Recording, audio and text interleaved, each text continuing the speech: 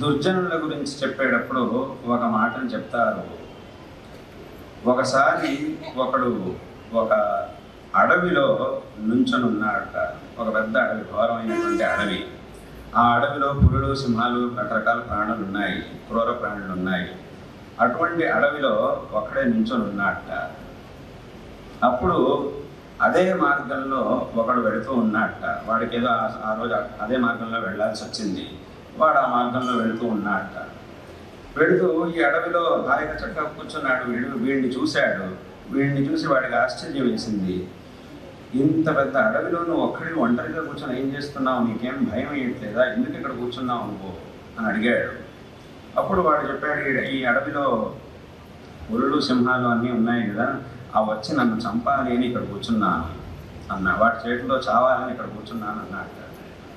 అప్పుడు వీడికి ఆశ్చర్యం వేసింది ఆ మాట వినగానే. అదేమిటి, ఇంత కష్టం నీకేమొచ్చిందయ్యా? ఎందుకు పాపం నువ్వు ఇట్లా చేస్తున్నావు అంటే, నీకేదో చాలా పెద్ద కష్టం వచ్చినట్టుంది, ఎందుకు నువ్వు ఇట్లా చేస్తున్నావు అని అడిగాట. దానికి వాడు సమాధానం చెప్పాడు, కష్టం లేదు, ఏమీ లేదు. ఇప్పుడు ఒక పులి గనక నన్ను చంపి నా మాంసాన్ని తిన్నదంటే, పులి స్వభావం ఏమిటి? ఒకసారి దానికి మనిషి మాంసం రుచి తెలిసిందంటే ఇక మనుషుల మీదే పడుతూ ఉంటుంది. అది పులులకు ఉండే స్వభావం, భగవంతుడు ఇచ్చిన ఒక స్వభావం. అందుకే మనం తెలుగులో ఒక మాట అంటాం, ఈ రుచి మరిగిన పులి అనే ఒక మాటను ప్రయోగిస్తాం. దాని అర్థం ఇదే. మనిషి మాంసం రుచి దానికి తెలిసిపోయిందంటే ఇక మనుషుల మీదే పడుతూ ఉంటుంది ఆ పులి. కాబట్టి వీడు ఏం ఆలోచన చేశాడంటే, ఇప్పుడు ఒక పులి గనక నన్ను చంపి నా మాంసాన్ని తింటే దానికి దీని యొక్క రుచి తెలిసిపోతుంది. మనిషి మాంసం ఎలా ఉంటుంది అనే రుచి దానికి తెలిసిపోతుంది. ఇక ఆ తర్వాత అది ఏం చేస్తుందంటే, ఊరి మీద పడి ఊళ్ళో ఉన్న వాళ్ళందరినీ చంపుతుంది కదా. అందుకోసం నేను పోవాలి, నాతో పాటు ఊళ్ళో ఉండే వాళ్ళందరూ పోవాలి. అందుకోసం నేను ఇక్కడ కూర్చున్నాను. ఇప్పుడు నేను పోతాను, ఊళ్ళో ఉండే వాళ్ళందరినీ నాతో పాటు తీసుకెళ్ళిపోతాను అని అన్నట్ట వాడు.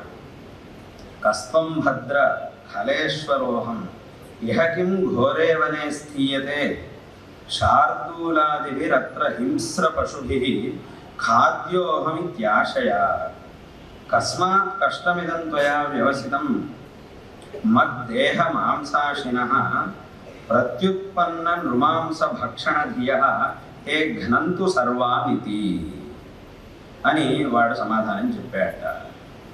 కాబట్టి ఈ శ్లోకంలో మనకి ఆ దుష్టుల స్వభావం ఎలా ఉంటుంది అనే దాన్ని వర్ణిస్తున్నారు.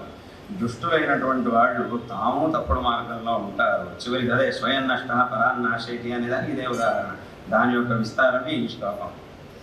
కాబట్టి స్వయం తాము తప్పుడు మార్గంలో ఉంటారు, ఇంకొకరిని తప్పుడు మార్గంలోకి తీసుకెళ్తారు. ఇది దుష్టుల యొక్క స్వభావం.